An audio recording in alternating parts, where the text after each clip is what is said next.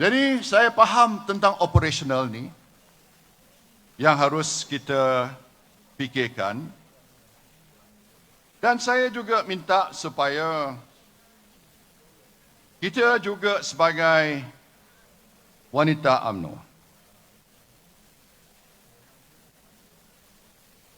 bukan saja menyuarakan soal wanita, dan saya ucap tahniah banyak perkara-perkara yang telah diutarakan tadi, telah dilontarkan tadi, dan saya diberitahu Datuk Seri Noraini pun ada juga usul dia akan bawa tadi, akan masa ucapan penggulungannya nanti. Ini bagus. Saya juga minta wanita UMNO memahami juga isu-isu terkini, isu-isu semasa, seperti percubaan mereka untuk menghasut rakyat melalui isu LCS ini, Literal Combat Ship. Walaupun saya bukan Menteri Pertahanan waktu itu, saya Menteri Kewangan, saya menggunakan platform saya, Facebook saya, untuk menjawab setiap kali mereka cuba menghasut rakyat. Ini salah satu pada petua zaman social media ni.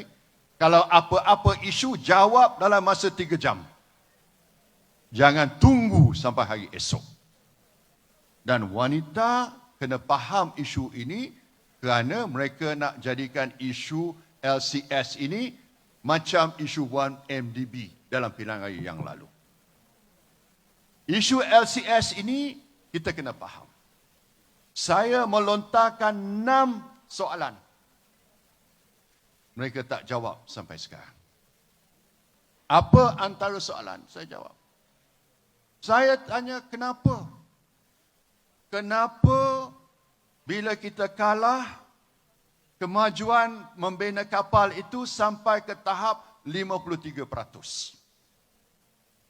Sekarang ini kemajuannya hanya 56%.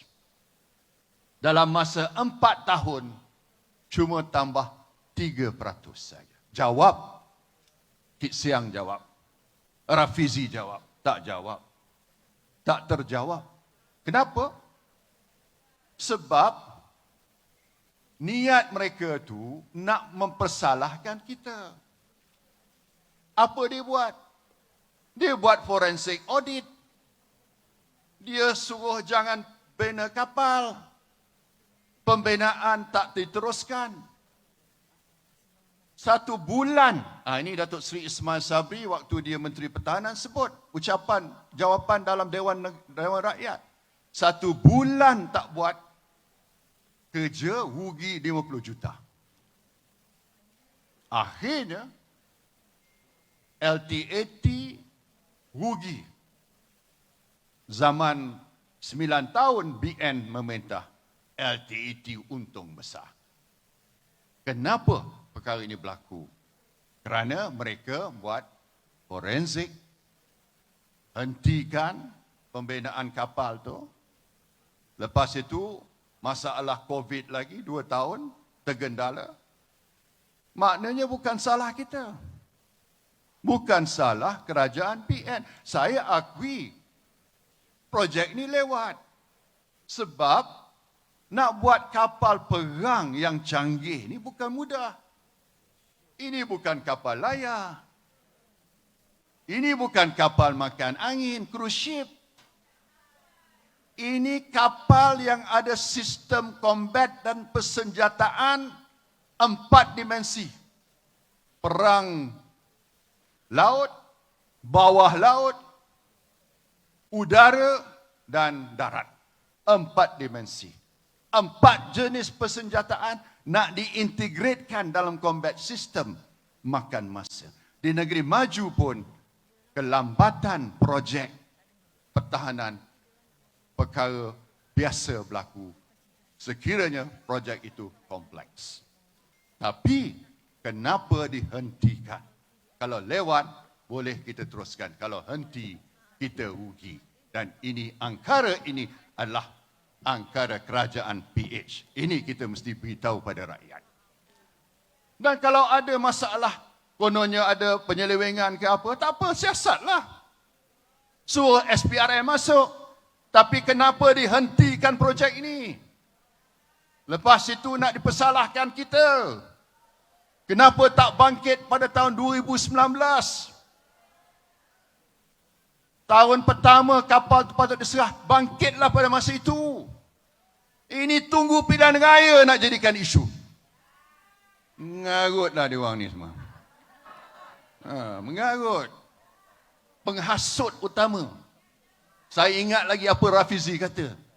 Tugas kami sebagai pembangkang ialah untuk menghasut rakyat. Jangan lupa, menghasut ini kerja utama mereka. Baik, kita jelaskan isu ni ya. Tapi jangan lupa, mereka ni lagi teruk. Saya nak tanya Guan Eng pasal projek terowong ni. 6.34 bilion, mana terowong tu? Apa kemajuannya? Kapal ni ada juga kemajuannya. Terowong ini kosong telur. Rakyat rata-rata, apa dia perasaannya? Rakyat rata-rata rasa nostalgia zaman BN. Mereka nak balik semula pada zaman BN. Sebab dalam zaman BN, hidup kita lebih selesa. Masa depan kita lebih terjamin. Perniagaan kita pun jalan lancar. Saham berada di hampir 1,900. Kan? BRIM jalan lancar. Kalau menang hari itu dapat 2,000 setahun.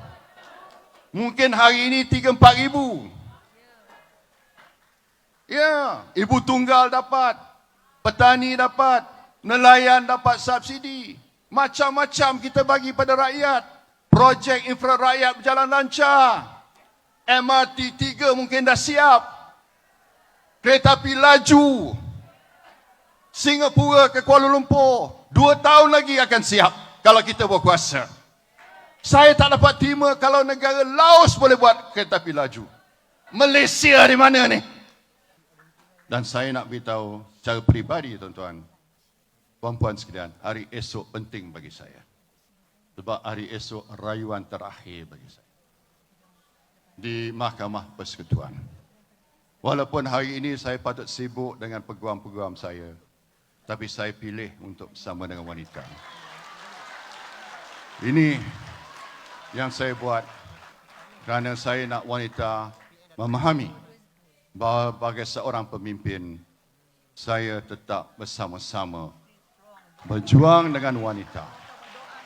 Biar apapun mereka buat, biar apapun kezaliman pada saya, pada isteri saya, pada keluarga saya tetap istiqamah, tidak akan undur seinci pun. Saya akan tetap berjuang bersama-sama dengan wanita Barisan Nasional. Kita pastikan PRU 15 milik Barisan Nasional. Hidup Barisan!